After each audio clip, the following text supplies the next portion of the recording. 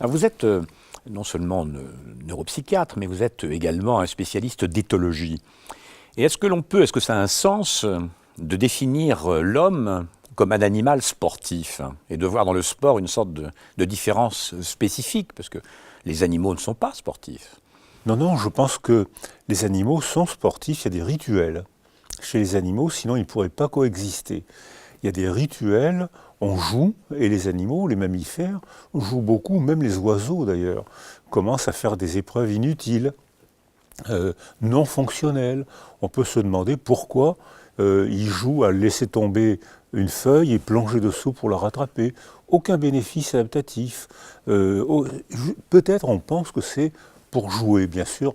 Le mot jeu est déjà difficile à définir entre êtres humains, alors pour un animal c'est encore plus difficile, mais ce n'est pas adapté à une réponse immédiate, c'est adapté à quelque chose qui n'est pas là. Et ces rituels permettent aux animaux de coexister, sinon ils n'auraient que des rapports d'attraction ou de violence. Alors quand on est un animal, on ne se présente pas n'importe comment, on ne se courtise pas n'importe comment, on ne partage pas la nourriture n'importe comment. Il y a des codes comportementaux, ils ne sont pas verbaux, mais ils sont comportementaux. Ils veulent dire, ils signifient quelque chose qui permettent aux animaux de danser, de se courtiser, de s'entraider et de s'entraîner. Et par exemple, les chatons sont des médailles d'or du jeu. Ils jouent énormément, mais la plupart des animaux jouent. Et quand un animal joue plus, c'est que sa croissance est terminée. Donc il y a un effet d'entraînement qui n'est pas une réponse immédiate, qui n'est pas une réponse à quelque chose qui est dans le contexte, et qui permet d'apprendre à se développer et à coexister, à s'articuler avec les autres. Donc on peut penser que c'est une fonction proto-sportive. Voilà, proto-sportif, c'est-à-dire que du jeu homo ludens et homo sportivus, c'est pas totalement la même chose, parce que... Non, bien sûr, c'est forcément pas la même chose. Mais enfin, j'ai vu des mêlées de macaques qui me rappellent fortement France-Angleterre. Hein. Et il n'y a que des mâles dans ces mêlées de macaques. Ça, c'est un mystère. Voilà, là, les théories du genre, elles vont être en difficulté.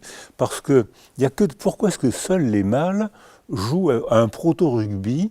On voit des empilements, et puis tout d'un coup, ils explosent. Vous avez 10-15 mâles qui explosent, qui se mettent...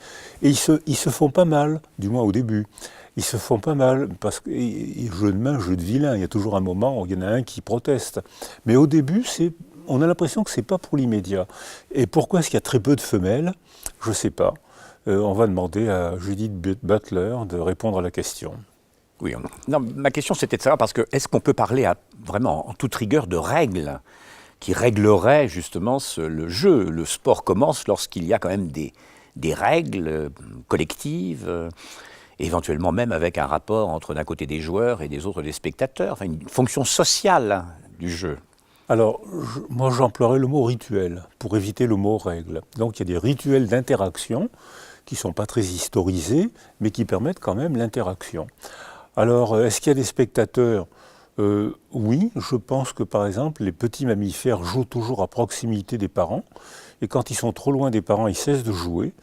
Donc c'est proche du biologique, c'est proche de l'émotion, mais bien sûr, ce n'est pas des règles au sens contrat, au sens rencontre avec des règlements comme pour le sport.